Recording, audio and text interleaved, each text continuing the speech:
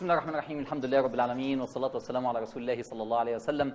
أهلا بيكم. عدنا من غار ثور ورجعنا امبارح بالليل بعد موقعة غار ثور اللي تمت امبارح. نسأل الله تبارك وتعالى ان هو يتقبل منا ومنكم، وتكون الحلقة أثرت فيكم وقربتكم وحسستكم قد إيه بذل النبي صلى الله عليه وسلم. طيب، حلقة النهاردة مكونة من 3 أقسام. مكونة من خبر وملخص للمرحلة المكية اللي خلصت بحلقة امبارح، وبعدين ندخل في حلقة النهاردة اللي هي وصول النبي إلى المدينة وأول سنتين. هنحاول نجري ونخلص أول سنتين لغاية غزوة بدر، فبكرة تبقى غزوة بدر إن شاء الله.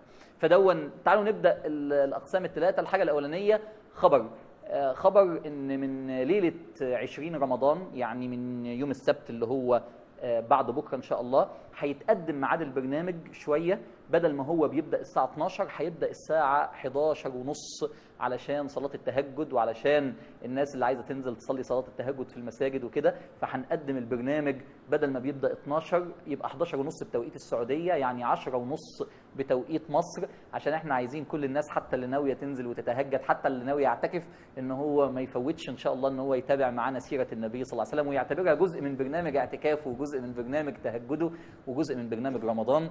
فمن بعد بكرة ان شاء الله هيتقدم ميعاد البرنامج نص ساعة.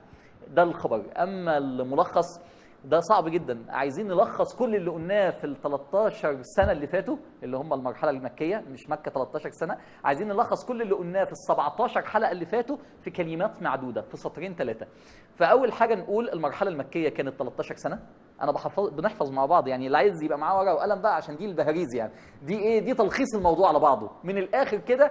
اللي ما شافت ال 17 حلقة اللي فاتوا يكفيه الجملتين دول يقول أنا عرفت الموضوع إيه. فالمرحلة مدتها 13 سنة، ابتدت من نزول الوحي، بدء الرسالة، حتى هجرة النبي صلى الله عليه وسلم. لو حبينا نحط لها عنوان نسميها إيه؟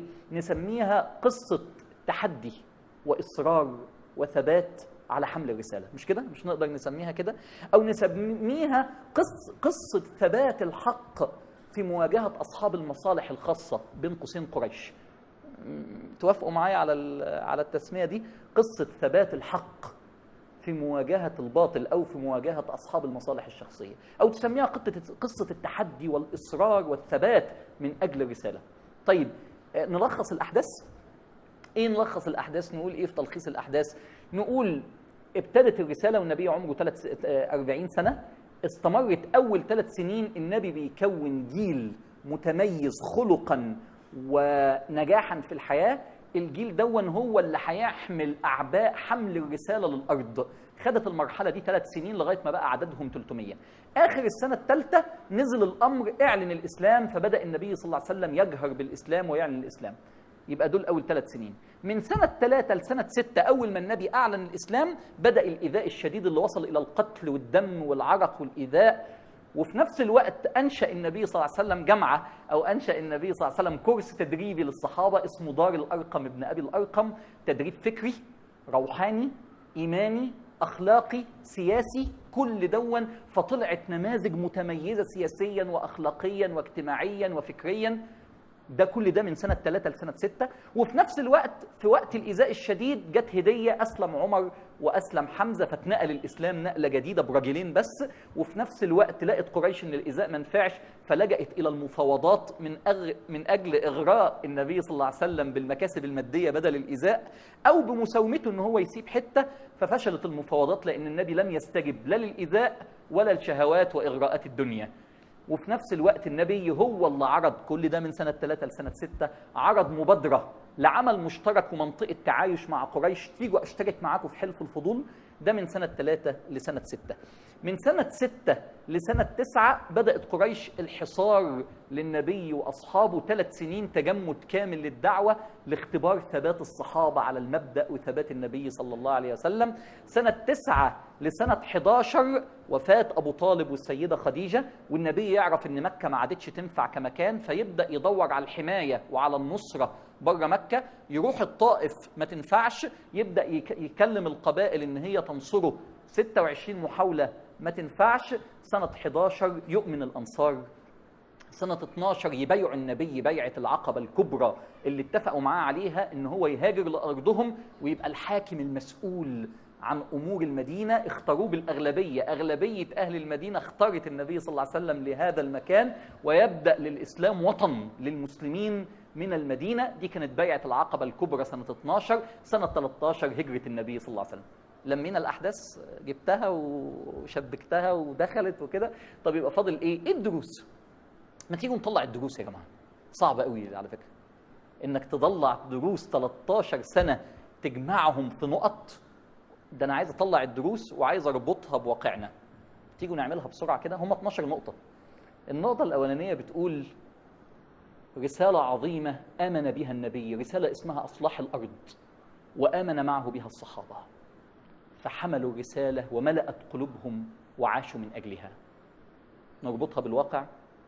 مش كده؟ مش دي أول حاجة نستفيدها من السيرة؟ أو يعني ملامح المرحلة المكية. مش دي أول حاجة؟ رسالة ملأت القلوب والخلايا هل ممكن فكرة النهضة وإصلاح بلادنا تملأ قلوب وعقول الملايين اللي بيسمعونا وبيشاهدونا الآن؟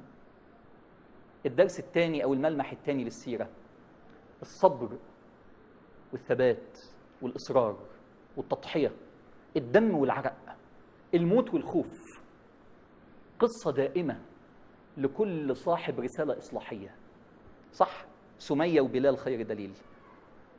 واقعنا، هل مستعدين يلي بتقولوا نفسنا نعمل نهضة لبلادنا ونبقى على خطى الحبيب، هل مستعدين لهذه التضحيات؟ جاوبتوا كذا مرة في الحلقات ورفعتوا ايديكم وقلنا ربنا هيشهد علينا. الملمح الثالث أو الصفة الثالثة لسيرة النبي صلى الله عليه وسلم بتقول التدريب وإعداد جيل فكريا وعقليا. كل اللي قلناه دار الأرقم من قبل الأرقم، التدريب فكرة أساسية لأي جيل عايز يعمل إصلاح، عايز يعمل نهضة. كأني بقول لازم يتدرب شباب الأمة، صناع حياة وغيرهم، يتدربوا تدريب متكامل إن هم يعملوا نهضة لبلادنا. أنا عمال يا جماعة أخد من السيرة وأسقط. مش بنقول على خطى الحبيب؟ مش بكيته حبا ليه؟ طب ما هو ده الكلام العملي بقى، مش عايزين نقف عند الدموع. الملمح الرابع للسيرة التخطيط الذكي. شفتوا النبي كان بيخطط ازاي؟ تخطيط ذكي متميز، مرن، مش جامد، مبادر. هو اللي بيبدأ ويحط قريش في رد الفعل. تفكير ذكي مبادر. طب والوحي؟ الوحي ما بيخططش، الوحي يبعت المنهج، القرآن، والمنهج موجود بينا. الوحي. طب والمعجزات؟ المعجزات تثبت وترفع الروح المعنوية لكن ما تغيرش الأحداث. الأحداث تتغير بإيه؟ بالتخطيط والصبر. كأني بقول لازم نفكر سوا ازاي نعمل نهضة لبلادنا. محدش هيجيبها لوحده، ولازم نفكر ونخطط ونقعد نقول، والناس الكبار والشباب الصغير، ونتلاحم كلنا ونبقى عارفين ان ربنا هيبعت الايات زي المعجزات للنبي، هيبعت لنا ايات تثبتنا، والمنهج موجود والقرآن موجود. الملمح الخامس من السيرة بعد التخطيط بيقول ازاي النبي كان بيتعايش مع غير المسلمين. ازاي ان المسلمين ما كانوش منعزلين، لا ده كانوا مندمجين جوه المجتمع وبيتحركوا مع المجتمع وبيتحركوا مع غير المسلمين. وكأني بقول مفيش نهضة هتحصل الا بتعايش بيننا وبين العالم، شرقه وغربه. الملمح السادس بيقول، معلش هي نقط بس هي دي السيرة، هو ده اللي احنا قعدناه نحكي حكايات، وانا مش جاي احكي حكاية، انا جاي اثبت المبادئ دي. حلقة النهارده مهمة قوي، فما تزعلوش تقولوا 1 2 3 4، اكتبوها يا جماعة يمكن تنفع في يوم من الأيام. قلنا إيه؟ قلنا 1 رسالة عظيمة تملأ قلبك، 2 صبر وإصرار وتضحية، 3 تدريب وإعداد جيل، 4 تخطيط ذكي مرن مبادر، 5 تعايش مع الناس، 6 مهمة قوي 6 دي ضبط النفس مهما كان الظلم. ما سمعناش عن صحابي كسر أصنام ولا قتل أبو جهل. ضبط النفس بتحافظ على المجتمع، ما بتدمرش في المجتمع بتاعك. أظن الرسالة واضحة وشفنا، وده طريق الأنبياء. ما فيش استخدام للعنف في بلدي أحافظ عليها.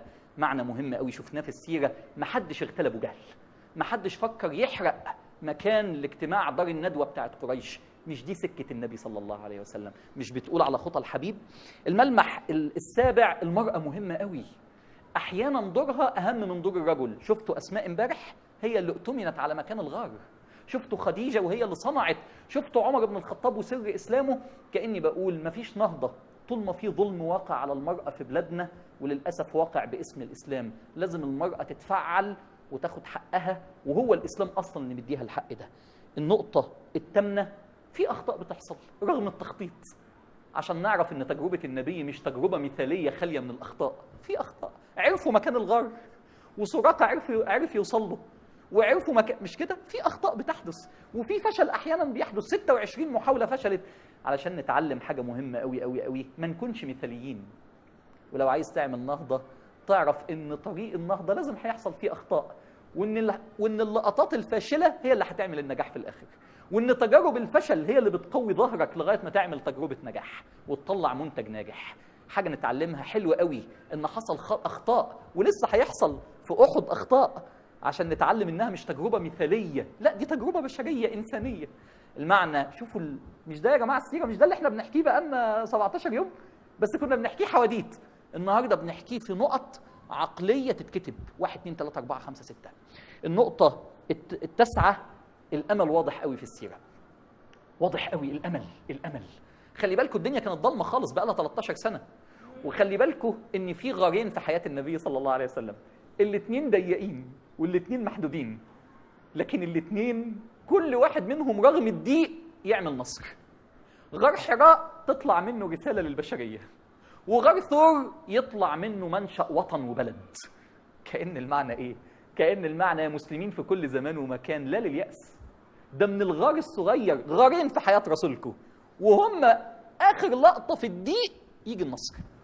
كأن الضيق تضيق لغاية ما يدخل الغار، تعالى بقى خد النصر. كأن ربنا بيقول لنا خلي عندكم أمل مهما ضاقت عليكم الدنيا يا مسلمين. المعنى العاشر والمهم جدا، التوكل على الله. ما ظنك باثنين الله ثالثهما؟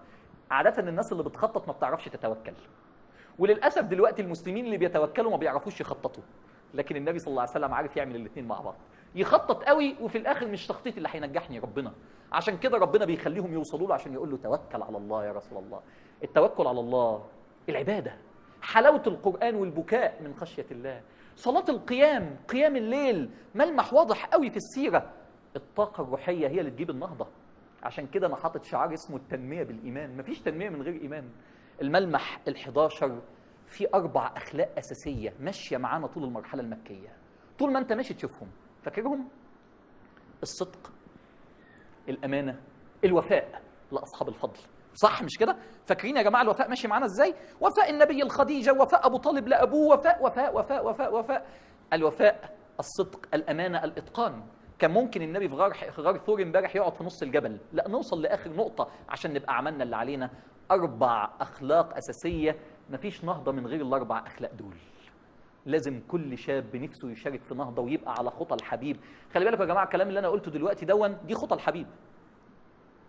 خطى الحبيب مش عياطه بس.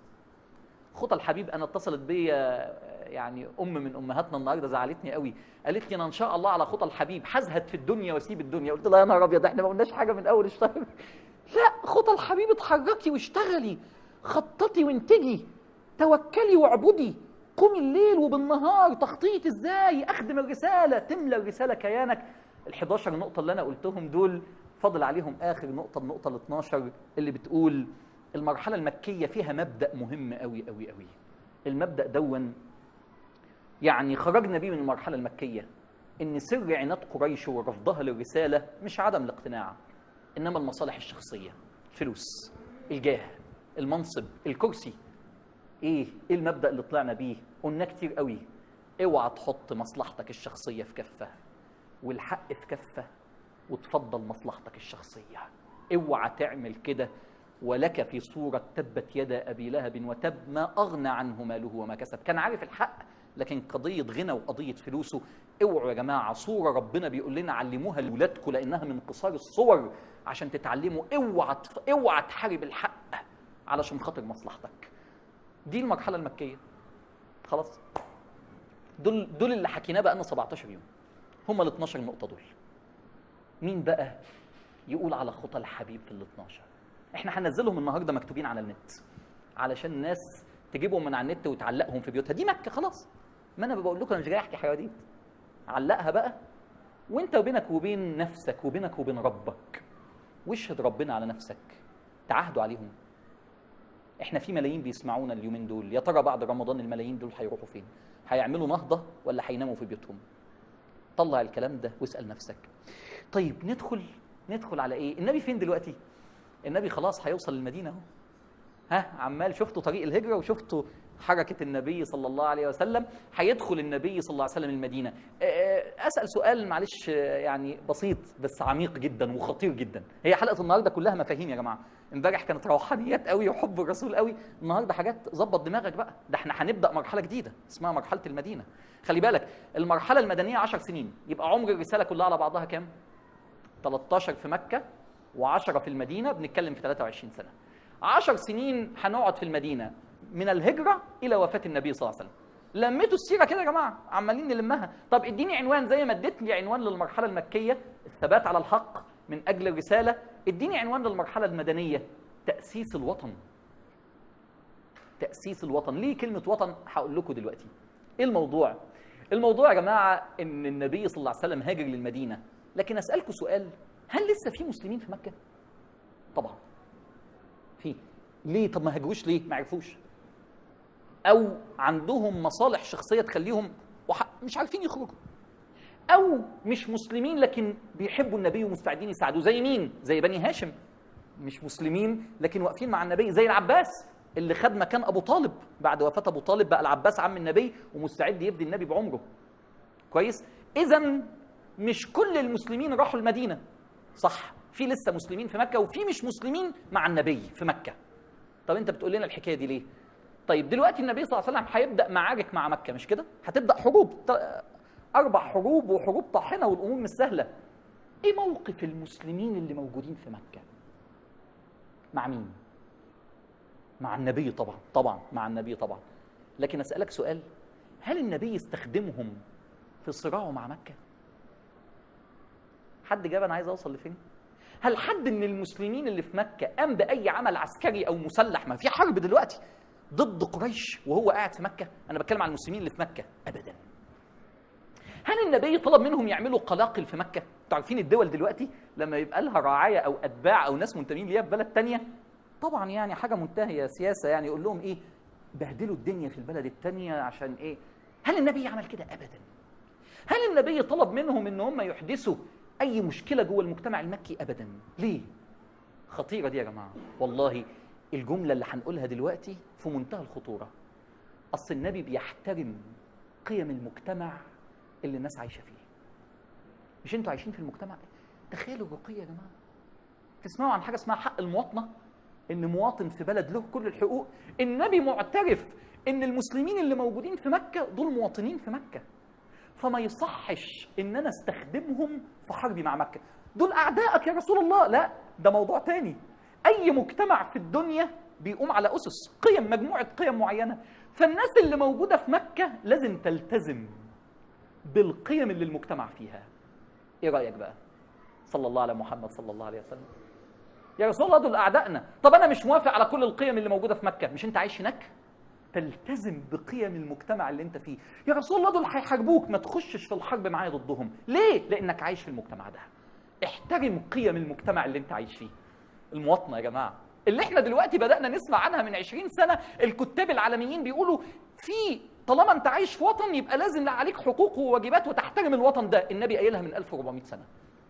طب انت بتحكي لنا الحكاية دي ليه؟ المسلمين اللي في الغرب احترموا قيم المجتمع اللي انتوا عايشين فيه. يبقى ما ينفعش تخرب في مجتمع في الخارج علشان مشاكل أخرى تتعلق ببلدك. ليه؟ لأنك عايش في المجتمع ده، فلازم تحترم قيم المجتمع ده. ما ينفعش تضرب فيزا وتسافر لأن في قيم للمجتمع ده، تبقى مش على خطى الحبيب. تبقى مش على خطى الحبيب. ما ينفعش تروح تدعي ان انت عندك بطالة علشان تاخد إعانة من الحكومة الغربية اللي انت عايش فيها وتقول ما هو أصلنا ايه، هم دول يستاهلوا يا عم يروحوا في 60 داهية، دول حتى مش مسلمين، طز فيهم. طالما عشت هنا تحترم القيم بتاعت المجتمع ده. صلى الله عليك يا رسول الله. يلي بتقول الكلام، مين يقول بعد كده ان الاسلام ده دين يحض على العنف؟ شايف الكلام؟ مش هستخدمكم. ولم يرد مره واحده ان مسلم من اللي عايشين في مكه قام باي عمل عسكري او مسلح او قلاقل او احدث مشكله في مكه. ده اكتر من كده. يوم غزوه بدر قريش قالت للمسلمين اللي قاعدين معاهم والكفار من بني هاشم لازم تطلعوا معانا غزوه بدر، فطلعوا نحاربهم بقى. تخيل النبي يقف ويقول ايه؟ من لقي منكم العباس في المعركة فلا يقتله، إنما خرج مكرها. يبقى النبي مقدر ليه إن هو مواطن في البلد دي، ومقدر ليه إنه خرج غصب عنه. وبناء على كده النبي عمل المدينه، عرفت ان انا استخدمت كلمه وطن؟ النبي عمل في المدينه كده، اليهود مواطنين في المدينه نحترمهم ولهم لهم حقوق زي المسلمين بالظبط وعليهم واجبات. ومن هنا تقدر تفهم ليه النبي حارب اليهود. هخلص لك كده الموضوع دلوقتي، لان هم ما التزموش بقيم المجتمع. يبقى ما كانتش انتقام ولا كانت كراهيه. خلي بالكم يا جماعه، هي حلقه صعبه بس حلقه بتحط اساسات. كل معارك النبي مع اليهود تفهمها من المفتاح اللي انا قلته لك ده. انتم مواطنين، هديكوا كل حقوقكم زي المسلمين اللي في المدينه، ومش هنحطكم درجه ثانيه، ليكوا كل الحقوق، ديانه وكل حاجه، كل حاجه تعملوا اللي انتوا عايزينه في الحقوق، بس في اطار لقيم المجتمع. زي ما مكه المسلمين هناك ملتزمين باطار قيم المجتمع، يا يهود يا موجودين في المدينه التزموا بالاطار بتاع قيم المجتمع. فلما خالفوا، لا ده وطن بتاعنا كلنا، اللي يخالف يجازى. وصلت كده؟ وسهله قوي وواضحه. يبقى ما كانش عصبيه ضد اليهود، ولا كانت كراهيه، ولا كانت انتقام، ولا كان، لا، ده انا اديت لكم الحقوق في الاول، انتوا اللي خالفتوا. في حق مواطنه، ليكوا حقوق وعليكوا واجبات، وانا بعملكم بالعدل، لان انا عملت كده مع المسلمين اللي في مكه. قلت لهم مالكوش دعوه بيا، انتوا جزء من المجتمع ده، احترموا المجتمع اللي انتوا فيه. فهمتوا يعني ايه مواطنه يا جماعه؟ وفهمتوا ازاي النبي قدر الموضوع دون؟ ندخل بقى. وصل النبي الحمد لله. هتوصل فين يا رسول الله الآن؟ أنا داخل على مسجد قباء. هو بقى مسجد؟ لا، لسه مش مسجد. أنا داخل على بلدة اسمها قباء، بينها وبين المسجد النبوي 10 كيلو. يا وصلت خلاص يا رسول الله، طب ما تدخل على طول على المسجد النبوي. لا، هنستنى في قباء شوية. ليه؟ أصل أهل قباء استقبلونا كويس، لازم نديهم حقهم. وعشان المدينة تعرف إن أنا خلاص وصلت، فيستعدوا، ما ادخلش عليهم فجأة. شوفوا التحضير والإعداد عشان نستقبل استقبال جيد يليق بالشكل، وعشان اليهود والمشركين اللي في المدينة يعرفوا إن الدنيا داخلة على وضع جديد. تحضير المدينة. هتقعد قد إيه يا رسول الله في قباء؟ هقعد 4 أيام مع أهل قباء. هو النبي صلى الله عليه وسلم الرحلة مدتها قد إيه؟ 14 يوم من ساعة ما طلع من مكة لغاية ما وصل المدينة، لغاية ما وصل قباء. طب هي القوافل بتاخدها في قد إيه؟ في 10 أيام. طب اشمعنى النبي خدها في 14 يوم؟ 3 أيام في غار ثور، ولانه سلك طريق غير طريقه القوافل فزود يوم. ف 11 يوم في الطريق و3 ايام في الغار. طلع من مكه امتى؟ يوم الاثنين. وصل قباء امتى؟ يوم الاثنين. 14 يوم بالظبط. وصل قباء. هتعمل ايه يا رسول الله؟ هبني اول مسجد في الاسلام، مسجد قباء. تيجي نشوف مسجد قباء ونشوف لقطه من هناك، ونتخيل وصول النبي صلى الله عليه وسلم إلى الحبيبة المدينة. تعالوا نتفرج على لقطة قباء ونكمل مع بعض. هنا وصل النبي صلى الله عليه وسلم، وهنا النبي صلى الله عليه وسلم أول لحظة يحس بالأمان صلى الله عليه وسلم في المشوار الطويل اللي قريش بتتتبعه لحظة بلحظة. أول ما وصل هنا هو لسه ما دخلش المدينة، بيننا وبين المدينة بعض الكيلومترات. وصل النبي صلى الله عليه وسلم، وأول ما استقر أخيرا نزل هو وسيدنا أبو بكر الصديق وهم في حالة شيء من الاطمئنان. هتعمل إيه أول ما توصل يا رسول الله؟ أول ما تستقر هتعمل إيه؟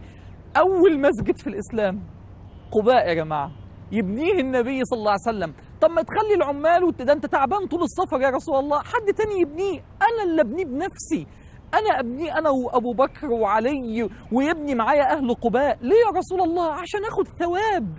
النبي بيدور على الثواب يا جماعة. هيبني صلى الله عليه وسلم بإيديه مع الناس أول مسجد في الإسلام. النبي صلى الله عليه وسلم يبني المسجد يوم بيوم، وكان صلى الله عليه وسلم من الوفاء لهذا المكان العظيم ولهذا المسجد.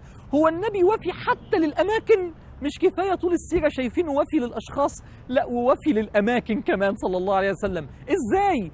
كل أسبوع يجي صلى الله عليه وسلم هنا في المسجد ده، يجي صلى الله عليه وسلم عشان يصلي ركعتين في قباء. يجي مشي من المسجد النبوي ويقول صلى الله عليه وسلم: من توضأ في بيته ثم أتى قباء فصلى ركعتين كتب له أجر عمره. والحديث ده موجود فوق المحراب، موجود هنا في المسجد. والنبي صلى الله عليه وسلم ينزل في المسجد دون آية عظيمة جدا: لمسجد أسس على التقوى من أول يوم. بصوا كده للمسجد وافتكروا الآية دي: لمسجد أسس على التقوى من أول يوم أحق أن تقوم فيه رجال يحبون أن يتطهروا. وعلشان النبي صلى الله عليه وسلم ده أول مسجد في الإسلام، زي ما انتم شايفين مئات وآلاف بييجوا يقلدوا نبيهم صلى الله عليه وسلم، يصلوا ركعتين وياخدوا ثواب عمرة هنا، ييجوا في مسجد قباء. صلى الله على محمد صلى الله عليه وسلم. حمد لله على السلامة يا رسول الله، وصلت إلى قباء بسلامة الله بنعمة من الله، وأول ما وصلت ما استريحت صلى الله عليك، بنيت المسجد. طبعا ما كانش بالحجم دون، لكن في هذا المكان كان موجود هنا صلى الله على محمد صلى الله عليه وسلم.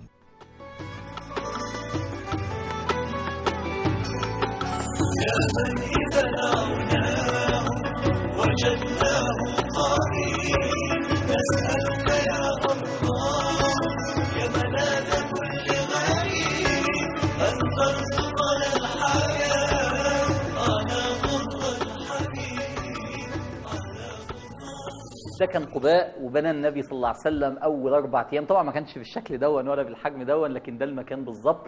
طيب مين هيلحق بالنبي صلى الله عليه وسلم وهو في قباء؟ معاك مين الآن يا رسول الله؟ معايا أبو بكر الصديق. في واحد جاي بقاله 500 كيلو بيجري. بيجري. مين هو؟ علي بن أبي طالب رضي الله عنه وأرضاه. أصله رد الودائع خلاص، رجع الودائع، منتهى الأمانة، رجع الودائع وما يعرفش النبي حصل له إيه. فالآن فطلع ومش هيستنى لما وهو معهوش فلوس يجيب جمل ولا هيطلع جري 500 كيلو، يجري ويقع وينام ويصحى ومعاه شوية مية ويجري ويقع. ليه؟ قلقان على رسول الله صلى الله عليه وسلم. شايف علي بن ابي طالب كام سنه؟ 23 سنه. يا شباب اللي عندكم 23 سنه، عندكم الحماس ده، عندكم الطاقه دي، عندكم الروح دي. اتقطع النعل، دمت القدمين، تورمت القدمين، ما بيوقفش. اشوفه بعينيا، اطمن عليه. يا سلام عليك يا سيدنا علي بن ابي طالب. يا جماعه انا عمال اقول الكلام ده وانتم بتتاثروا بالنبي صلى الله عليه وسلم. على خطى الحبيب تعملوا نهضة ولا كلام؟ شفت علي بن أبي طالب؟ يوصل علي بن أبي طالب إمتى؟ يلحق بالنبي وهو لسه هيطلع من قباء طالع على المدينة يوم الجمعة. النبي قعد 4 أيام، وصل الاثنين هيمشي الجمعة، لا علي بن أبي طالب فرق له النبي منظر رجليه متدمر، مش رجليه، مش ده علي بن أبي طالب، فرق له النبي، بيحبه قوي ابن عمه الحبيب، فرق له النبي رقة شديدة وهو واقف مع. فاكرين علي بن ابي طالب لما كان طفل والنبي صلى الله عليه وسلم بيقول من يتبعني في هذا الامر؟ قال له انا. كان عنده ساعتها 10 سنين، فالنبي ضرب على ايده والناس كلها ضحكت. شفت علي بقى راجل ازاي دلوقتي؟ شفت دوره في الهجره لما نام في فراش النبي؟ ما تستهونوش بالاطفال يا جماعه، طلعوهم رجاله عشان هيبقى لهم ادوار في المستقبل. احنا عايزين الجيل الجاي. طب مين تاني هيلحق بالنبي وهو لسه واحد في المدينه؟ هو النبي قال ما حدش يجي يستقبلني، انا جاي لكم. لكن واحد في المدينه ما قدرش. مين؟ الزبير بن العوام، 21 سنه. كان طفل هو عليه. خلي بالكم الاطفال بقوا رجاله دلوقتي. الزبير بن العوام، طب طلع ليه؟ ما سمعش كلام النبي ليه؟ هو عارف ان النبي جاي طول الرحله تعبان، فاشترى ثياب جديده بيضاء جميله وطلع علشان النبي يدخل في ابهى شكل. يعني عايزين النبي صلى الله عليه وسلم يدخل المدينه لابس حلو. شوفوا النظره يا جماعه، ده الاسلام يا اخوانا. شوفوا الزبير بن العوام بيفكر ازاي. لا لازم اطلع عشان. فالنبي فرح بقدومه ولبس النبي وابو بكر ثياب بيض، لان الثياب اللي كانوا جايين بيها بقى في الغار وكده اتبهدلت. داخلين المدينه. الوضع في المدينه ايه؟ الوضع في المدينه ان اهل المدينه بيترقبوا وصول النبي بقى لهم 5 ايام. ليه 5 ايام؟ لان هم حاسبين ان هو هيجي في 10 ايام. فهم ما يعرفوش غار ثور ولا يعرفوا انه خد طريق مختلف. فكل يوم الصبح يطلعوا من الضحى على الحرة دي مكان اللي ممكن يجي منه النبي، يقعدوا فيها لغاية ما الشمس تسلقهم. وقت الظهيرة مش قادرين، يقوموا واخدين بعضهم وراجعين. 5 أيام كده. عرفوا إنه وصل قباء. طب هيجي لنا يوم إيه؟ 4 أيام تانية. يعملوا إيه؟ يطلعوا كل يوم. النبي ما قالهمش جاي إمتى. يطلعوا كل يوم الصبح، يمكن جاي بكرة. يقعدوا لغاية الظهر، لغاية يوم الجمعة اللي النبي كان جاي فيه. استووا بقى. مش قادرين يعني. فايه، راحوا 2 3 ساعات والشمس يعني وجعتهم قوي، فقاموا واخدين بعضهم وراجعين بيوتهم. اول ما الشمس اتكسرت سنه كان النبي داخل. مين اللي هيشوفه اول واحد؟ مين اللي هيبشر اهل المدينه بقدوم النبي صلى الله عليه وسلم؟ واحد يهودي. مش كل اهل الكتاب اعداء. واحد يهودي كان فوق النخله بتاعته، فبيبص لقى 4 جايين، نبي وابو بكر وعلي والزبير. هو ما يعرفهمش بس فهم ان هم دول. فصاح من فوق النخله في اهل المدينه باعلى صوته. تخيلوا بقى احنا دلوقتي بنتكلم على صوت سمع في المكان اللي احنا فيه ده، لان احنا هنا يعني خلاص احنا دخلنا المدينه يا اخوانا. يا معاشر العرب، هذا جدكم، جدكم مش جدكم، جدكم يعني حظكم، نصيبكم اللي انتم فرحانين بيه. هذا جدكم الذي تنتظرون جاء المدينة. فما إن قال جاء المدينة حتى ارتجت المدينة. اللي بيحكي الحكاية دي سيدنا أنس بن مالك، كان عنده ساعتها 10 سنين. بيقول ارتجت المدينة، أسمع صوت التكبير يأتي من كل مكان، الله أكبر. أسمع صوت التهليل، لا إله إلا الله، يأتي من كل مكان. أبواب البيوت تفتح ويخرج الرجال والنساء والأطفال، شباب وستات، أطفال ورجالة، تختلط الدموع مع الضحكات. جاء رسول الله. أغلبهم ما شافوش إلا بتوع بيعة العقبة 73 رجل وامرأتين، لكن الباقيين ما شافوهوش، لكن طالعين بيدوروا على رسول الله صلى الله عليه وسلم، بيجروا ناحية الصوت اللي جه منه. فتخيل اللقطة، سيدنا أنس بن مالك بيقول ذلك أعظم يوم في تاريخ المدينة. هو في تاريخ المدينة من يوم ما خلق ربنا المدينة إلى اليوم لغاية النهاردة اللي احنا فيه ولغاية يوم القيامة، يوم أعظم من دخول محمد صلى الله عليه وسلم إلى هذا البلد. صلى الله عليك يا رسول الله. احنا بنتكلم بقى من هنا دخل النبي صلى الله عليه وسلم. فتخيلوا وهو داخل صلى الله عليه وسلم، تخيل فرحة أهل المدينة. تخيلوا لو كنا احنا هناك يا جماعة. تخيل كنت تبقى عامل ازاي ساعتها، والشوق وعايز تشوفه واول مره هتشوفه. تخيل انس بن مالك وهو بيقول لك دخل النبي المدينه يوم الاثنين فاضاء منها كل شيء، ومات النبي بالمدينه يوم الاثنين فاظلم منها كل شيء. تخيل النبي صلى الله عليه وسلم لو ما كانش جه المدينه، هل كانت ستذكر في التاريخ؟ في 2 مليون ولا 3 مليون النهارده موجودين في المدينه عشان يبقوا موجودين هنا، يا ترى كانوا هيجوا؟ يا ترى كانت هتندثر البلد دي في التاريخ؟ فلما جاءها محمد صلى الله عليه وسلم صارت بلدة من أعظم بلدان العالم، تتيه على العالم بأن فيها رسول الله صلى الله عليه وسلم، فيها خاتم النبيين. كم في المدينة من الجنة؟ كم حتة في المدينة؟ جبل أحد من الجنة، والبقيع من الجنة، وروضة النبي من الجنة. ليكي حق يا مدينة تتيهي على الأرض، ما فيش حتة في الأرض فيها حتت من الجنة إلا أنت.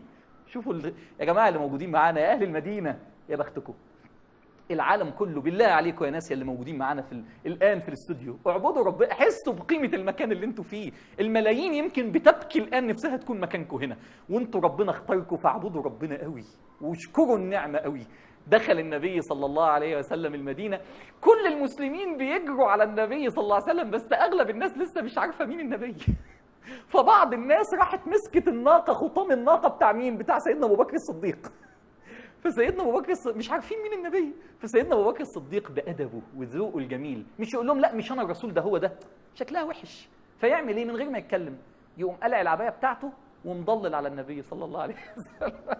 فالناس كلها تقوم سايباه ورايحه للنبي صلى الله عليه وسلم. شوفوا ادبيات سيدنا ابو بكر، شوفوا الذوق، شوفوا اللطف، شوفوا الذكاء. اما ضلل على النبي يبقى هو ده. قاموا سايبين سيدنا ابو بكر.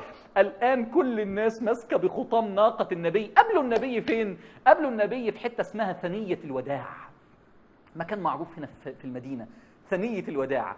وبدات ابيات من الشعر تتقال، وبدات الاصوات تطلع فيها، وبدات الناس ترددها واحد في الثاني في العاشر. طلع البدر علينا. انا عايزك تسمعها بقلبك، انت حافظها انا عارف، ياما سمعتها بودنك، اسمعها بقلبك، اسمعها وانت شايفه كأنك هناك. تيجي تتخيل نفسك الآن في ثنية الوداع وبتبص للنبي، والشاعر بدأ يقول طلع البدر علينا. ده بدر، طلع البدر علينا من ثنية الوداع، المكان اللي قابله فيه النبي صلى الله عليه وسلم. وجب الشكر علينا ما دعا لله داع. أيها المبعوث فينا جئت بالأمر المطاع، جئت شرفت المدينة، مرحبا يا خير داع. تخيلوا يا جماعه اللقطه الجميله دي. اقول لك يعني حاجه عجيبه قوي. استقبلوا النبي بايه؟ باغنيه مش بقران، صح؟ والنبي ما زعلش، والنبي ما قال لهمش ايه الغلط ده، المفروض تستقبلوني بقران. يا جماعه الرؤيه عندنا واسعه قوي. الفن الجميل اللي يعمل نهضه عايزينه ومهم قوي، ومش ضده ومش حرام، بالعكس عايزين نكبره. انا فاهم كده، انا فاهم دخول النبي بالاغنيه دي معناه كده، معناه تقدير لقيمه الثقافه والفنون طالما بتخدم النهضه مش بتبوظ النهضه. شفتوا المعنى الخطير دون؟ بس اقول لكم كمان حاجه جميله، سؤال للناس اللي عندهم سرعه بديهه وياخد 100 ريال بسرعه. الاغنيه دي اتالفت بدري ولا اتالفت ساعتها؟ ساعتها. ايه الدليل عندك؟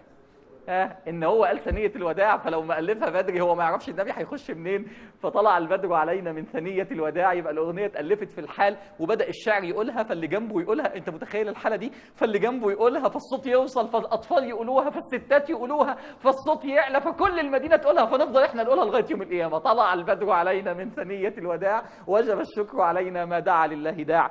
يدخل النبي صلى الله عليه وسلم المدينه، كله بيشد ناقه النبي ويشد الخطام. انزل عندي يا رسول الله. اي شرف ده، انزل عندي يا رسول الله، انزل عندي يا رسول الله. النبي الحكيم صلى الله عليه وسلم اللي كله ذوق ما بيزعلش حد. دعوها فانها ماموره. سيبوا الخطام، مطرح ما تقف انزل، محدش يزعل. وتمشي الناقه، لان الكلام كلام حكيم، فتمشي الناقه ويمشوا الناس جنبها، وتمشي تمشي تمشي تمشي لغايه ما تقف هنا في الحته، يمكن هنا، يمكن مطرحنا بالظبط، يمكن قدام شويه قدام شويه، تقف مكان المسجد النبوي. فظل النبي عليها، ما قامش، فقامت وتحركت ثم التفتت وعادت الى مكانها وبركت وقامت قاعده خالص. فنزل النبي وقال هنا المقام. طيب ده لسه ما اتبناش المسجد النبوي، كان قدام ايه؟ قدام المسجد النبوي في ايه؟ في ديار قبيله من قبائل المدينه، بني النجار. مين بني النجار؟ اخوال ابي النبي، ابو النبي صلى الله عليه وسلم، اخوال عبد الله ابو النبي، اللي النبي وهو عنده 6 سنين جه نفس المكان ده يزور قبر ابيه ويزور خلان ابوه. كأن ربنا بيعلمنا صلة الرحم غالية قوي قوي قوي قوي قوي. شفتوا؟ وهو النبي كان نفسه ينزل عند خلان ابوه، بس من الذوق ما قالش. فربنا عشان يعلمنا ان صلة الرحم غالية، ابروك يا ناقة هنا عشان معنى صلة الرحم. يا ناس يا اللي مقطعين ارحامكم، عيب عيب، دي الناقة بركت علشان صلة الرحم. ينزل النبي صلى الله عليه وسلم وتبدأ الناس هيتكلم. أول خطاب لرسول الله. حاول تتخيل كده، الناس ساكتة خالص ومستنيين النبي هيقول إيه. يا ترى أول خطاب هيكون إيه؟ خطاب ديني؟ خطاب إيماني روحاني؟ خطاب سياسي؟ خطاب اجتماعي؟ ما هو خطاب ديني بصفته نبي، ولا خطاب سياسي بصفته حاكم المدينة المنتخب بالأغلبية من المدينة؟ مش كده؟ مش هم اللي اختاروه، هم اللي جابوه، وادي البلد كلها طالعه بتستقبله؟ ولا خطاب اجتماعي بصفته مصلح اجتماعي؟ أنه خطاب يا رسول الله. طب تيجوا نسمع كده هو قال ايه ونحلله. أيها الناس، كل الهيصة بقى وطلع تخيل انك هناك اهو هيسمعوه اهو. ايه أول كلمة يا رسول الله؟ أيها الناس، أفشوا السلام وأطعموا الطعام وصلوا الأرحام وصلوا بالليل والناس نيام تدخلوا الجنة بسلام. عليه الصلاة والسلام. إيه الخطاب ده؟ هي كلمات منمقة جنب بعضها؟ لا. إيه الموضوع؟ هو إيه خطاب إيه؟ هو خطاب سياسي ولا ديني؟ هو إيه الكلام اللي اتقال ده؟ سياسي ولا ديني ولا اجتماعي؟ وصفهولي. ديني؟ لا ده سياسي، لا ده اجتماعي. طب تعالى نحلل كده الموضوع عشان تعرف عظمة النبي صلى الله عليه وسلم. المدينة دي بلد مليانة حرب، مش كده؟ لسه طالعة من حرب بعاث بين الأوس والخزرج، مموتين بعضهم، مش كده؟ الكراهية شديدة بين القبيلتين، في احتكاك شديد، وفي يهود ديانة أخرى، وفي مسلمين فقراء كانوا ولاد عز جايين من المدينة مش لاقيين ياكلوا، ما لهمش مأوى. اسمع بقى كده بعد ما عرفت المعلومات دي. أيها الناس، أفشوا السلام. كفاية حرب بقى. وأطعموا الطعام، المهاجرين دول لازم ياكلوا. وصلوا الأرحام، يا أوس وخزرج اتجمعوا على بعض. وصلوا بالليل والناس نيام، انتوا محتاجين طاقة روحية عشان تعملوا ال3 حاجات دول، تدخلوا الجنة بسلام. ها مين يختار، ديني ولا سياسي ولا اجتماعي؟ كلهم. كلهم. انتوا عارفين يا جماعة مشكلة المستشرقين مع النبي صلى الله عليه وسلم ايه؟ ان بعض المستشرقين يقول لك ده راجل روحاني بيخاطب القلوب، ومستشرقين تقول لك لا لا لا لا ده حاكم سياسي خطير، وناس تانيين يقول لك لا لا ده مصلح اجتماعي. مشكلتهم ايه؟ ان هم بيحاولوا يحطوا النبي في الاطار بتاع السياسيين او هو كل الحاجات دي، هو صاحب رساله اصلاحيه شامله صلى الله عليه وسلم. وتلاقي كل واحد صاحب رساله اصلاحيه عنده نفس المشكله دي، هو شيخ ولا داعيه ولا مصلح اجتماعي ولا صاحب فكره سياسيه، هو صاحب. فاهمين يا جماعه الفكره عامله ازاي؟ لكن بص لحاجه تانية، ايه اول كلمه قلتها يا رسول الله؟ السلام. مش كده؟ صح يا جماعه ولا لا؟ اول كلمه قالها ايه في المدينه؟ ما هو يعني ما يعني خلينا ناس بنتكلم السلام، وتحيه الاسلام السلام، وختام الصلاه السلام، وبدايه الرساله خالص حضن من جبريل للرسول اللي هو رمز السلام. صح. طب تعالوا ناخد حاجه كمان نحلل اكتر. لاحظ ثبات اخلاق النبي صلى الله عليه وسلم. يعني ايه ثبات اخلاق النبي؟ ابتدى بحضن من جبريل رمز السلام، والنهارده بيبتدي العهد المدني بكلمه السلام، مش كده؟ اطعموا الطعام وصله الارحام. فاكرين السيده خديجه لما قالت له انت ليه ربنا اختارك انك لتصل الرحم وتطعم الجائع؟ فاكرين الكلام ده؟ والنهارده بيقول ايه؟ اطعموا الطعام وصلوا الارحام. شايف ثبات اخلاق النبي؟ النهارده بيقول قوموا بالليل صلوا بالليل. فاكرين اول الايات اللي نزلت يا ايها المزمل قم الليل الا قليلا؟ يبقى النبي بيتغير ولا ثابت؟ ثابت. الدنيا تتغير وهو ثابت على اخلاقه. شفتوا يا جماعه، انا كل ده بحلل سطر بس شفتوا السطر عميق ازاي؟ طب حاجه تانية في السطر، النبي اختار، دي كلمه بقى للدعاء والمصلحين، النبي صلى الله عليه وسلم والشباب اللي بيحب يدعو الى الله، النبي اختار كلام مناسب لايه؟ للمرحله، مش كده؟ دي ناس في حاله حرب، مجتمع حرب، يبقى نقول له كلام مناسب. يا جماعه يا دعاه، اوعوا تقولوا للناس كلام مش مناسب للمرحله. تقول لي ما هو ده من الاسلام، ما الاسلام كبير، لكن قول المناسب. احكي لكم حاجه تضحك. كنا مره في فرح، فجابوا واحد في بدايه الفرح يقرا ايتين من القران. عارفين قرا ايه؟ الطلاق مرتان فامساك بمعروف او تسريح باحسان. فبقول له يا عم انت ليه قلت كده؟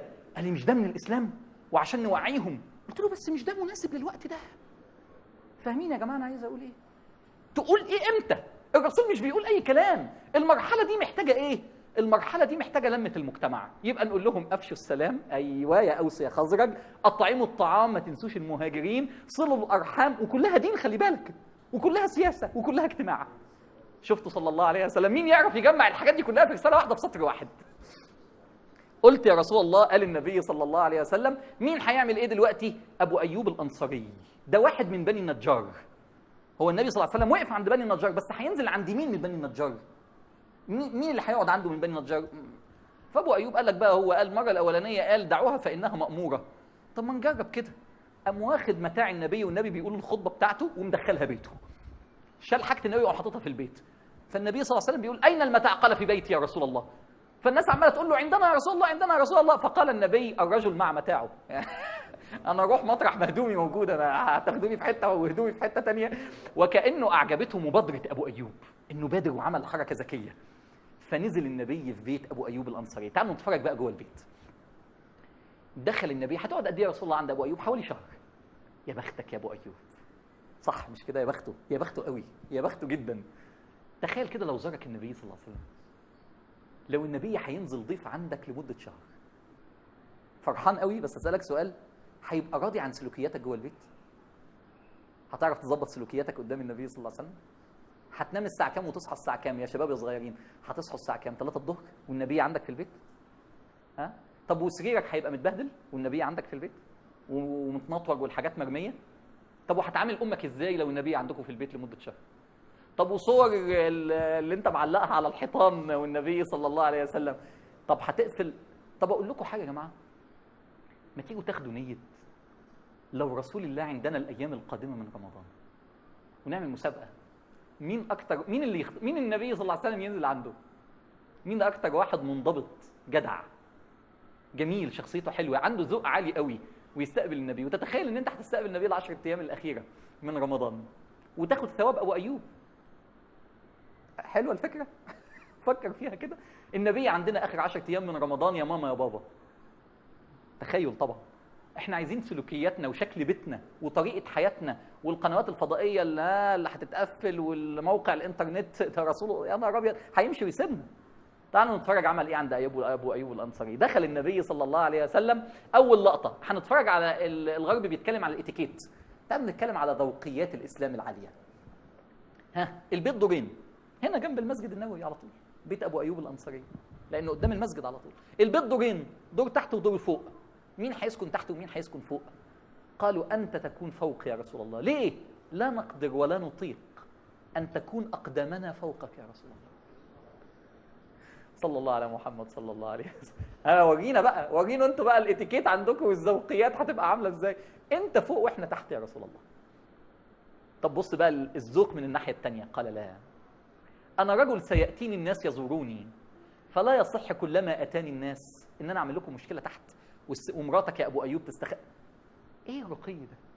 فقبل، فطلعوا هم فوق والنبي تحت، فبيمشوا في البيت على طراطيف صوابع عشان ما يضايقوش النبي أو يصحوه. ففي مرة وهم بيتحركوا بشويش أم أيوب كسرت الجرة بتاعتها، كان عندها كده زي قلة، اتكسرت القلة، المية بدأت هتنشع وتنزل من بينه والنبي تحت، فما عندهمش الا لحاف واحد والدنيا برد في الشتاء، فقاموا جايبين اللحاف ومنشفين البتاع بسرعة. طلع الفجر ما قدروش، نزلوا الرسول، يا رسول الله مش قادرين، أرجوك اطلع أنت، مش قادرين، الذوقيات جميلة بس إحنا مش قادرين، اطلع أنت فوق وإحنا تحت. فقبل النبي صلى الله عليه وسلم، فبقى النبي صلى الله عليه وسلم فوق وهم تحت. ادي اول لقطه في ترتيب السكن. هيعيشوا ازاي؟ طب نشوف الاكل، بيجيبوا له العشاء كل يوم، فهم بيقولوا كنا ما نقدرش ناكل، نبعت له العشاء، ساعات ياكل معانا وساعات نقدم له العشاء عشان ما نبقاش ضاغطين عليه. لازم شوفوا الذوقيات. فيقدموا له العشاء، يقولوا وننتظر لما يخلص فنشوف اثار صوابع النبي، فنلتمس الاثار، يعني نطلب البركه ونقوم واكلين مطرح اصابع النبي صلى الله عليه وسلم. فمره نزل لنا الاكل زي ما هو من غير ما اصابعه تبان فيه، ما فيش اثر، والاكل زي ما هو. فصعد ابو ايوب منزعج، ايه يا رسول الله الاكل ما عجبكش؟ قال لا. قال لما لم تاكله يا رسول الله؟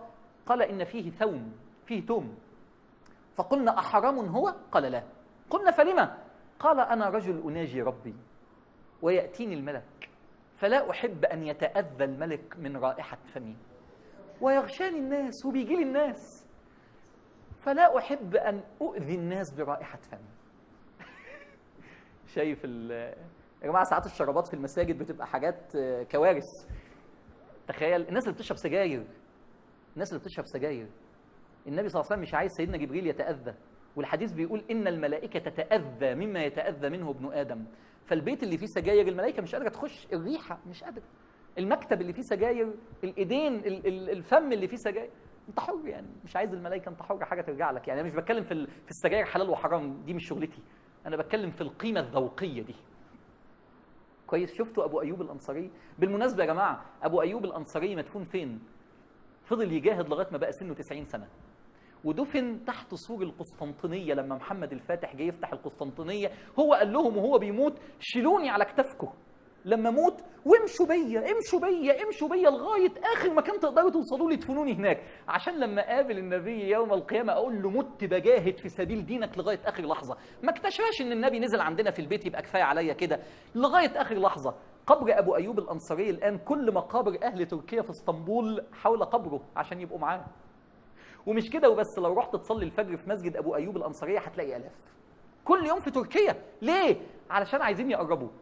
هتقول لي اشمعنى؟ طب ما في صحابه كتير ما فيش عند قبورهم حد. هقول لك اصل هو انزل النبي في بيته، فربنا كرمه بان يكون قبره يلتم حواليه الناس الى يوم القيامه. مش نزلت النبي في بيتك واكرمته يا ابو ايوب، هنديك كرامه مش موجوده عند بقيه الصحابه. قبرك الى يوم القيامه يجتمع عليه الالاف كل يوم في صلاه الفجر. رضي الله عنه وارضاه. ها شوف انت بقى ايه لو تخيلت ان النبي صلى الله عليه وسلم يزورك في بيتك ممكن يحصل ايه. طيب دون بيت ابو ايوب الانصاري. خدتوا النيه يا جماعه ان شاء الله العشره الاواخر ننوي الحكايه دي، لو رسول الله في بيتي. بس ما تعملوش حاجات بقى، الشباب ما يعملش حاجات ايه نصكم يقول مش هنام على السرير لا يعني احنا ناس عاقلين لكن بنظبط سلوكياتنا وبنقول كأن رسول الله يزورنا، فهنعمل ايه؟ طيب تعالوا نبص بقى على المدينه، نظره على المدينه.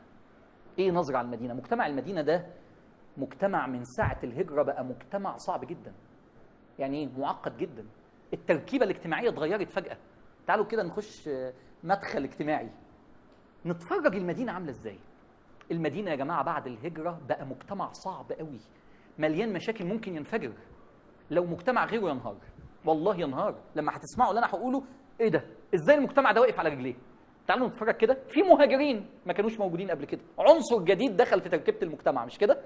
المهاجرين دول سايبين ارضهم، فلوسهم، كانوا ولاد عز، اغلبهم كانوا ولاد عز، جايين دلوقتي مش لاقيين لا مأوى لا سكن لا فلوس، غرباء، شاعرين بالوحده، شاعرين بالغربه.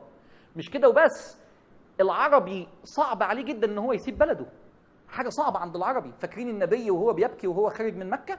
انك لا احب البلاد الى قلبي.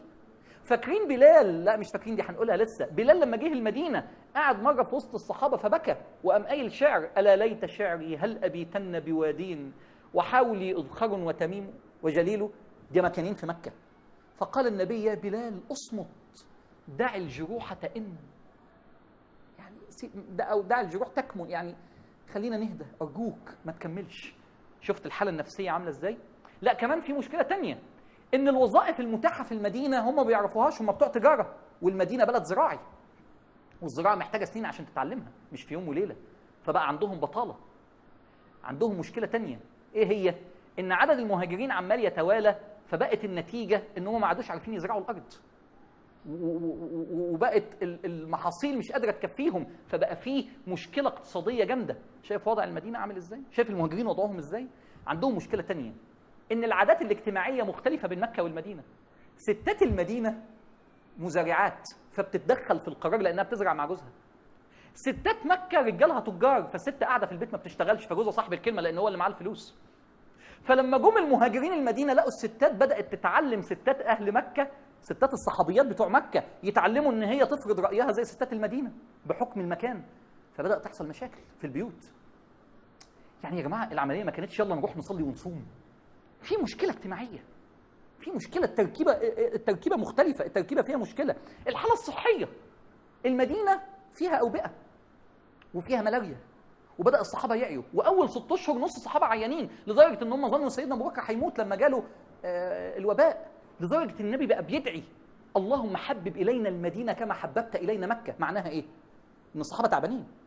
اللهم حبب الينا المدينه كما حببت الينا مكه، اللهم صححها، صحح جوها وانقل وباءها خارجها. تخيل الدعوه دي، شوفوا قد ايه الوضع الصحي صعب، وفعلا انتقل الوباء خارج المدينه. بس شفت وضع المهاجرين تركيبه صعبه. طب اتفرج على الانصار، حرب بين الاوس والخزرج، وكل واحد فيهم بيقول: طب في المجتمع الجديد اللي النبي جاي عليه مين اللي هيسود؟ احنا ولا الاوس؟ خزرج ولا اوس؟ وكل واحد عايز يفرد. مشكله ثانيه، مشكله ثالثه، ان في مشركين في المدينه من الاوس والخزرج لسه مش راضيين يسلموا على الكفر. كمان مشكله رابعه، ان في فئه جديده طلعت اسمها المنافقين، حست ان الاسلام قوي في المدينه فاضطرت تقول انا مسلمه، وهي بتبطن المكيده، عايزه تبهدل المسلمين. يقودهم واحد اسمه عبد الله بن ابي بن سلول، كان هيعين ملك على المدينه. اليوم اللي هيعين فيه وبيحطوا له الخرز في التاج بتاعه هو يوم قدوم النبي، فسابوه راحوا النبي، فبيكره المسلمين كراهيه شديده. ويعدي، شوف النفاق بقى، يعدي من قدام النبي لما يلاقي النبي معدي يبص للناس ويقول لهم: هذا رسول الله فعظموه ووقروه، ويروح يقوم بعد كده يقول: إن مثل محمد وأصحابه كمثل المثل الذي يقول سمن كلبك ليأكلك. شايف مجتمع جديد اسمه المنافقين، وفي يهود، 3 قبائل من اليهود مسيطرة على المال والاقتصاد، تجارة الحبوب والخمر والثياب ملكهم، والآبار بتاعتهم آبار المية. ومش كده وبس، هم أصحاب ديانة سماوية، شايفين نفسهم أحسن من الوثنيين العرب، فدلوقتي العرب بيقولوا لهم: وإحنا كمان أصحاب ديانة سماوية. وكانوا فاكرين ان النبي اخر الزمان هيجي منهم، فطلع من العرب، فعندهم حاله من الغضب. ايه رايك في المجتمع ده؟ معقد مش كده؟ صعب جدا. طب مجتمع تاني كان زمانه انهار مش كده؟ طب هتعمل ايه يا رسول الله؟ تعال بقى اتفرج على حبيبك صلى الله عليه وسلم هيصلح الحكايه دي ازاي. في 2 سنين المجتمع هيبقى ميه، حته واحده، نسيج واحد. معقوله يا رسول الله؟ هعمل 3 حاجات. 3 حاجات ايه بقى؟ دينيه ولا سياسيه ولا اجتماعيه؟ ما قلنا بقى ما تقعدش بقى تحط البوكسات دي، عايز تصلح في الارض حط 3 على بعض وحط لهم بوكس جديد وقول هو ده البوكس الجديد وخلاص وريح دماغك. هيعمل ال3. 3 حاجات. اول واحده بناء المسجد. ايه علاقتها دي؟ ايه بناء المسجد؟ لا ما هو المسجد مش زي دلوقتي عندنا. المسجد دلوقتي عندنا عشان تروح تصلي فيه ويتقفل بعد ما تمشي، لكن المسجد عند النبي حاجه ثانيه. بنيه ليه يا رسول الله؟ ده اللي هيدخل المجتمع في بعضه، ده اللي هلحم بيه المجتمع في بعضه، ده اللي هيجيب الحب والاخوه والتآلف، ده اللي هيدوب طبقات المجتمع المختلفه، الاغنياء والفقراء مع بعض بيصلوا جنب بعض. مش زي بلادنا دلوقتي الاغنياء لوحدهم والفقراء لوحدهم، ودول مش عارفين دول، ودول لهم مدارسهم وجامعاتهم، ودول لهم مدارسهم، كل حاجه منفصله منفصله منفصله، فما حدش حاسس بحد. هدوبهم في بعض. المسجد عرفتوا ليه اول حاجه بناها في قباء المسجد؟ واول حاجه بناها هنا المسجد مش عشان الصلاه وبس، عشان حلحم المجتمع في بعضه. شفتوا؟ فيبقى دينيه واجتماعيه، كل حاجه داخله في بعضها. فبقى المسجد المدرسه، عمل فيه النبي المدرسه. وبقى المسجد ساحه الرياضه، عمل فيه النبي. فاكرين لما الحراب كانوا بيلعبوا والسيده عائشه تتفرج، كان في المسجد. والمسجد بقى مكان الشورى، وزي دار الندوه في مكه بقى المسجد مكان الشورى بتاعت المسلمين. والمسجد بقى مكان المنبر الاعلامي، يقف سيدنا بلال ويقول الصلاه جامعه. مش معناها هيصلوا، معناها عندنا خبر اخباري او بيان اجتماعي او كذا عايزين نقولها لكم، فالناس تسمع تتجمع كلها. المسجد مكان لم المسلمين. طب وهيأتلفوا ازاي؟ يبدأ النبي يقول الاحاديث بتاعت حلاوة المسجد. شفت الخطاب الديني يجي مناسب للمرحلة ازاي؟ ما اجتمع قوم في بيت من بيوت الله يتلون كتاب الله ويتدارسونه بينهم إلا حفتهم السكينة وغشيتهم الرحمة. روحانية المسجد يا جماعة تألف القلوب. ده دور المسجد في الإسلام يا جماعة، هو ده المسجد. شفتوا؟ بيدوب مشاكل المجتمع. يا جماعة المسجد بيكون في الأرض، لكن السماء بروحانيتها بتكون فيه، فيتآلف الناس. وزي ما بيتحفر النهر فتقف الأرض عند شاطئيه ما تقدرش تخش على النهر، يقام المسجد فتقف الدنيا عند شاطئيه أو عند جدرانه ما تقدرش تدخله، فيحصل إيه جواه؟ ينصهر المجتمع في بعضه. فبقى ديني وروحاني وإيماني وسياسي واجتماعي بقى المسجد. وإذا كانت بلادنا دلوقتي بتخلي المساجد تتقفل علشان خايفة ان التطرف يزيد، فتكفيف المنابع دون مش هيفيد، هيزود المشكلة. والأولى ان المسجد يقوم بدوره صح، وان العلماء يقوموا بدورهم صح في التوعية، فيرجع للمسجد دوره في إنشاء جيل للنهضة. شفتوا النبي عمل ايه في المسجد؟ طب بناه ازاي؟ كلنا هنبنيه مع بعضنا. ما جابش عمال يبنوه، ده بتاعنا كلنا. المسجد ده يا اخوانا، مسجد النبوي ده بقى النبي يشيل والصحابة يشيلوا، ويجي واحد يقول له أكفيك أنا يا رسول الله، أشيل عنك يا رسول الله، فيقول له النبي لا ولكن احمل مثلي. روح شيل واحدة زيي. فيبقى ده شايل وده شايل. عارفين مين أكتر واحد كان شغال؟ سيدنا عمار بن ياسر. كان كل الناس تشيل حجرة وعمار يشيل حجرين. فالنبي صلى الله عليه وسلم يقول للناس أجر ولعمار أجرين، علشان شايل حجرتين. شوفوا الروح عامله ازاي. والاحلى من كده يا جماعه ان النبي صلى الله عليه وسلم وهو بيبني المسجد بيقول لك بقينا نشوف شعر النبي وجسمه كله تراب. شوف كان شغال، يعني شغال قوي، شغال على الاخر، ويرفع الروح المعنويه. فيبدا الغنى تاني الغنى. ازاي؟ يبدا الصحابه يغنوا لئن قعدنا والرسول يعمل. ما هم شايفين النبي بيشتغل اكتر منهم وهو عنده 55 سنه ولا 53.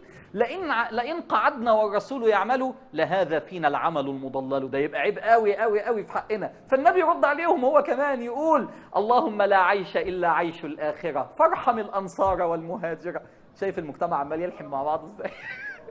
الله عليك يا رسول الله، والله على المجتمع الجميل وعلى الروح العاليه. ويتبني المسجد. من ضمن الحاجات اللي دمها خفيف وهم بيبنوا المسجد، سيدنا عمار بن ياسر شغال جامد.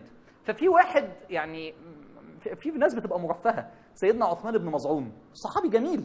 فسيدنا عثمان بن مظعون يشيل الحجره وبعدين يلاقي كتفه اتوسخ، فيقعد، عارفين الناس دي، وبعدين يمسح كتفه بقى.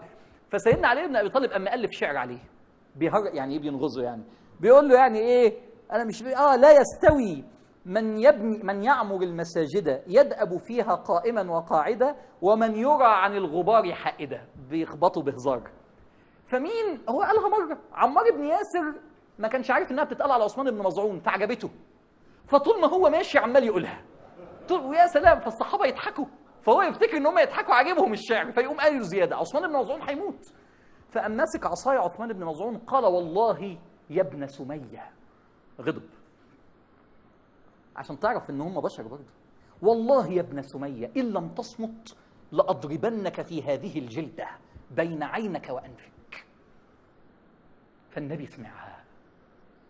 ده عمار فقير، بس ده ابن سميه فعلا، سميه العظيمه، مش سميه اللي انت تقصدها.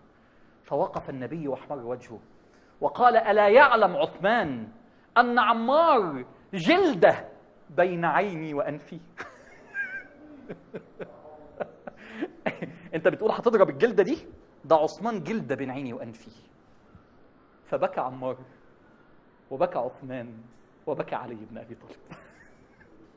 اللي قال الشعر واللي كمله واللي ضحك. شايف بيعمل ايه في المجتمع؟ شايف بيدخل المجتمع في بعضه ازاي؟ يا حبيبي يا رسول الله صلى الله على محمد صلى الله عليه وسلم. شفتوا يا جماعه ازاي لحم المجتمع في بعضه؟ طب اقول لك حاجه تانية.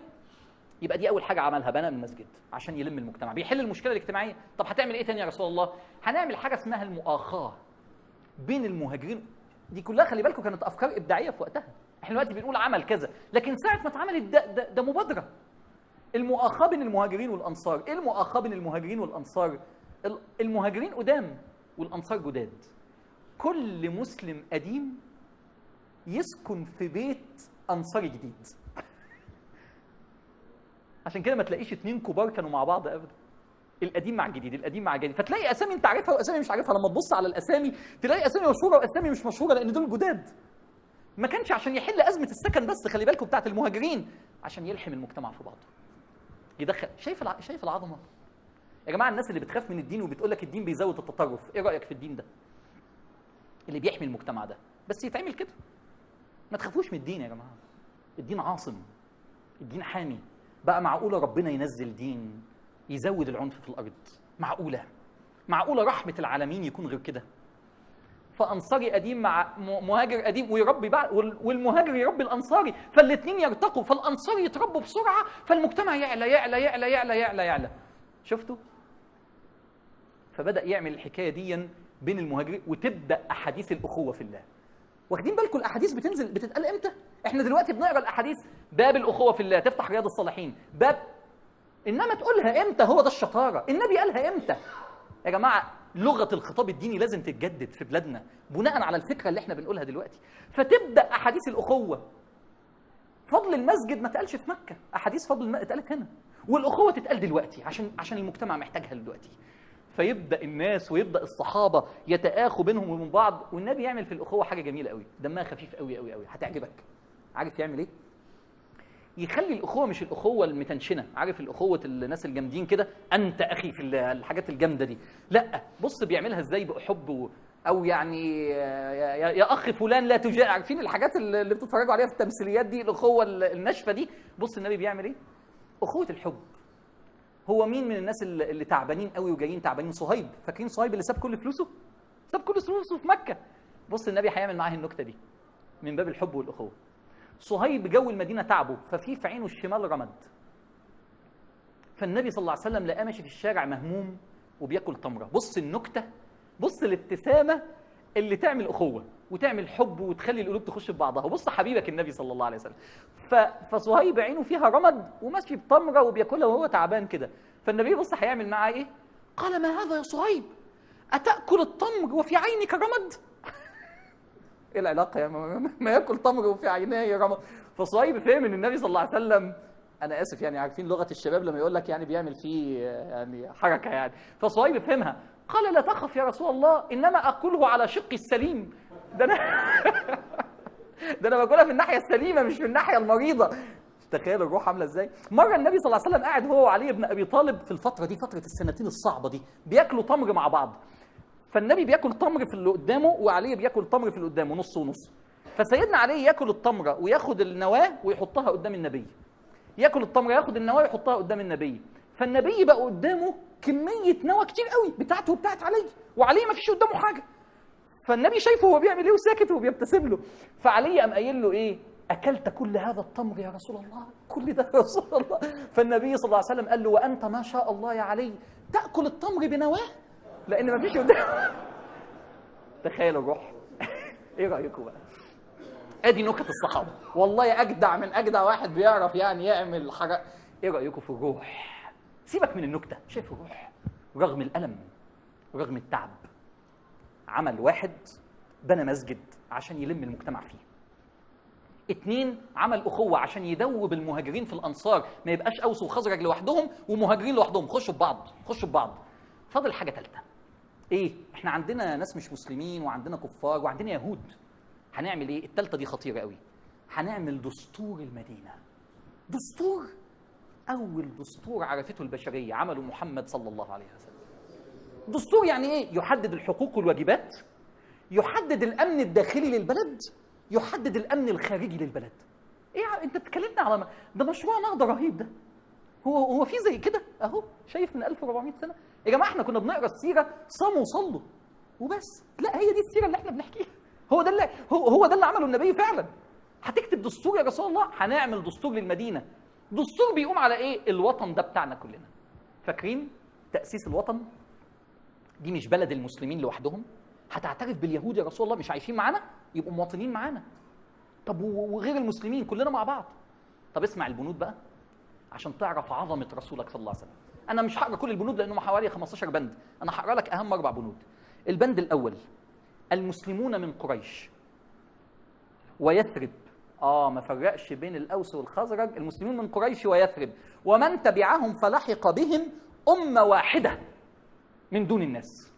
يعني ايه؟ يعني لا طائفيه، يعني لا عنصريه، يعني ما قالش ان المكي درجته اعلى من اليثربي، صح؟ ما قالش كده. زي امه واحده، انتوا زي بعض في الحقوق والواجبات، انتهى. يعني ما قالش سني وشيعي، يعني ما قالش ده درجه اعلى وده درجه عاليه. بنت هولنديه اسلمت قريبا، راحت تعيش في بقى احدى البلاد المسلمين اللي فيها سنه وشيعه، فقالوا لها انت بقى هتبقي سنه ولا هتبقي شيعه؟ فالبنت بكت وقالت ده انا تعبت عشان ابقى مسلمه، انا مسلمه وبس. فبتسال، فقلت لها ما هو يعني شايفين يا جماعه المعنى؟ شفت البند الاولاني بند للمسلمين، ده بند خاص بالمسلمين. تاني نقوله: المسلمون من قريش ويثرب ومن تبعهم فلحق بهم امه واحده على بعضها في الحقوق والواجبات. طيب 2: يهود بني عوف ويهود الاوس وغيرهم من يهود المدينه امه مع المؤمنين الا من ظلم واثم. يهود المدينه لهم كل الحقوق، امه مع المؤمنين. ايه رايك؟ لا انتوا درجه ثانيه؟ ايه يا جماعه ده الكلام ده من 1400 سنه، ونيجي دلوقتي اوروبا تتيه علينا ان انتوا ما تعرفوش يعني ايه حقوق المواطنه. شايف؟ طيب اسمع البند الثالث اقوى. البند الثالث بيقول ايه؟ ان على اليهود نفقتهم وعلى المسلمين نفقتهم وان بينهم النصر، نساعد بعض على من حارب اهل هذه الصحيفه. يعني لو حد حارب اليهود نحارب معاه، ولو حد حاربنا تحاربوا معانا يهود. كويس؟ وان بينهم النصح. تخيل النبي بيقول هذا الكلام. والبر، البر دون الاثم. وان لليهود دينهم وللمسلمين دينهم. حريه الاعتقاد. ايه الرقي ده يا اخوانا؟ مش بقول لك اقامه وطن، ده وطن بتاعنا كلنا، ده مش بتاع المسلمين لوحدهم. شايف الكلام؟ النقطه الرابعه والاخيره: نظام عام بقى، القانون العام للبلد عشان نضمن الامان الداخلي. لا يباح لاحد يخرج من المدينه لقتال، ما حدش كده ياخد بعضه ويطلع لقتال، او يؤوي الى المدينه عدوا الا باذن من محمد رسول الله، بصفته الحاكم اللي جاي بالاغلبيه. ديمقراطيه موجوده، شورى عايز تقول ايه، دستور محطوط 10/10. ايه رايك في هذا الكلام؟ شايف المبادره؟ على فكره اجمل خاصيه في الموضوع دون ان هو يجمع ولا يفرق، مش كده؟ خاصيه الدستور ده انه لامم الناس، كل الناس مع بعضها، مش بيقول دول على جنب، مش حط ناس قال دول ما لهمش حقوق، كلنا دي بلدنا. وعمل حاجه النبي عظيمه خطيره احنا عمرنا ما فكرنا فيها. غير اسم البلد. كان اسمها ايه؟ يثرب، غيرها للمدينه، عشان لو فضلت يثرب تبقى بتاعت الاوس والخزرج، ولو سماها دار الهجره تبقى بتاعت المهاجرين، ولو سماها الدولة المحمدية أو القرآنية تبقى بتاعة المسلمين. فسماها المدينة اسم جامع للناس كلها، مدينتنا بتاعتنا. أنا فعلا أنا ببتسم لأني مبهور بعظمة نبينا صلى الله عليه وسلم. كانت النتيجة إيه؟ كانت النتيجة إن في سنتين المجتمع لحم في بعض. على فكرة اليهود بقوا بيتكلموا عن الإسلام بس عمرهم ما اتكلموا عن الصحيفة، لأنها في وجهة نظرهم ادتهم حقوق ما كانوش يحلموا بيها. ولما طلعوا عن النظام العام هنا بس حاربهم، وقبل كده لا يمكن. دليل آخر على أن المواطنة وحرية الاعتقاد كانت عظيمة: ستات الأنصار اللي هم الأوس والخزرج زمان كان بيموت لهم عيال كتيرة، فكان لما يتولد لها عيل تقول أنا هخليه يهودي عشان يعيش، لأن هم كانوا بيبصوا إن اليهود أعلى درجة، فاهمين؟ فلما جه النبي الولاد دول كبروا بقوا 15 سنة ويهود، والستات أسلموا، فقالوا عايزين نرجع ولادنا، احنا مسلمين لازم ولادنا يرجعوا. فنزل قول الله تبارك وتعالى: لا إكراه في الدين عرفتوا نزلت في ايه؟ لا اكراه في الدين، قد تبين الرشد من الغي. سيبوا الولاد يختاروا، يا يبقوا يهود يا يبقوا مسلمين، محدش يضغط على واحد يغير دينه. انا دون اللي انا اعرفه عن ديننا، ودون اللي احنا نادين بيه لربنا. عملت ايه يا رسول الله عشان المجتمع يلحم؟ 3 حاجات. بنيت مسجد غير اللي احنا بنشوفه دلوقتي، عملت مؤاخاة بين المهاجرين والأنصار، عملت دستور يضمن حقوق اليهود وحقوق المواطنة للمجتمع كله. هي حلقة صعبة أنا عارف، وحلقة تقيلة وكلها فكر كتير، بس والله مهمة قوي. أختم الحلقة بإن أنا أقول تعلمنا إيه الدروس اللي طلعنا بيها؟ التعايش مع المجتمع، مسلمين ومسيحيين، النظرة إن إحنا عايزين نعيش مع بعض ونعمل حقوق، حقنا كلنا نعيش في بلادنا، معنى الوطن. حاجة تانية اتعلمناها مهمة قوي قوي قوي وطلعنا بيها النهاردة. يا ترى يا جماعة الحاجات اللي ابتدينا بيها الحلقة، تعهدوا إن أنتوا تعيشوا للرسالة وتعملوا نهضة. خشوا على الإنترنت وخدوها. الحاجة الأخيرة الجميلة، لو رسول الله هيزورك في بيتك ال10 الأواخر من رمضان، شكل البيت هيبقى إيه؟ أرجوك رتب بيتك من النهاردة كأنك بتستقبل النبي ال10 الأواخر. فكرة حلوة قوي، لو طبقناها من النهاردة البيوت هتنور وتاخد ثواب أبو أيوب يا عم إن شاء الله يوم القيامة. بكرة حلقة نعود للروحانية الجميلة بقى والحماسة، غزوة بدر اللي هي النهاردة ذكراها سبحان الله، فاحنا إن شاء الله هنتكلم عليها بكرة، وإن شاء الله بإذن الله نستشعر، مش هتبقى فكرية زي النهاردة، وإن كان الفكر كان مهم قوي النهاردة، لكن نكمل مع بعض بكرة لعلكم تكونوا استفدتوا. يعني إني داع فأمنوا. يا رب يا ذا الجلال والإكرام، يا ذا الجلال والإكرام، يا رب أحينا على خطى الحبيب، أحينا على خطى الحبيب، أحيي بلادنا على خطى الحبيب. ارضى عنا، اغفر لنا، سامحنا، تقبل منا، اعفو عنا، انظر لنا الآن بعين الرضا يا رب، انظر لنا الآن بعين الرضا، كن بنا رؤوفا وعلينا عطوفا، احنا ملناش غيرك يا رب العالمين، لا تتركنا، إن تركتنا نضيع، أنت العظيم، أنت الرؤوف، أنت أرحم الراحمين، يا أرحم الراحمين أرأف بحالنا، ارضى عنا، سامحنا، أسعدنا في الدنيا والآخرة، تقبل منا، أعنا يا رب، أعنا نصنع لهذه الأمة نهضة عظيمة يا رب، أعنا يا رب نصنع لهذه الأمة نهضة عظيمة يا رب. خطى الحبيب، اجعلنا على أثر النبي صلى الله عليه وسلم، اجعلنا على قدم النبي صلى الله عليه وسلم يا رب. فرح بنا رسولك يوم القيامة، فرح بنا رسولك يوم القيامة، اجعله يتلقانا في أحضانه، يأخذنا إلى الجنة يا رب العالمين، ينادينا بأسمائنا، يقول لنا فرحت بكم يوم عملتم لهذه الأمة. اللهم يا ربنا يا ذا الجلال والإكرام، اجعل لنا في قلب النبي يوم القيامة محبة عظيمة يا رب. كل من يسمعنا الآن يا رب، يا رب هذا الدعاء أجبه، كل من يسمعنا الآن يكون رفيق النبي في الجنة يا رب، يا رب هذا ليس صعب، أنت مالك الملك، اجعلنا رفقاء النبي في الجنة. اللهم أبكنا من خشيتك، اجعلنا نحب النبي أكثر من أنفسنا، ارزقنا يا رب حبك وحب من أحبك وحب رسول الله صلى الله عليه وسلم. الجنة يا رب، اكتبنا من أهل الجنة اليوم يا رب، النهاردة يا رب اكتبنا من أهل الجنة يا رب، يا رب الليلة حرم أجسادنا على النار الليلة يا رب، وأجساد أبائنا وأمهاتنا وإخواننا وأولادنا، احفظ أولادنا، اشفي مرضى المسلمين، ارحم موتى المسلمين، حرم النار علينا الليلة يا رب، لا ندخلها ولا لحظة واحدة يا رب، يا رب ولا لحظة في جهنم لكل من يسمع يا رب، يا رب ولا لحظة في جهنم أبدا يا رب. الجنة الليلة يا رب، الجنة يا رب، رفقة النبي يا رب، رضاك عنا يا رب، العتق من النار يا رب، شفاعة النبي يوم القيامة يا رب، يشفع لنا يشفع لنا يشفع لنا، يرضى عنا، سامح يا كريم، ارضى عنا يا رب، يا رب استجب، يا رب استجب، يا رب، يا رب استجب، لا ترد هذا الدعاء الليلة يا رب. آمين آمين آمين. وصلى الله وسلم وبارك على سيدنا محمد، ونشوفكم بكرة إن شاء الله.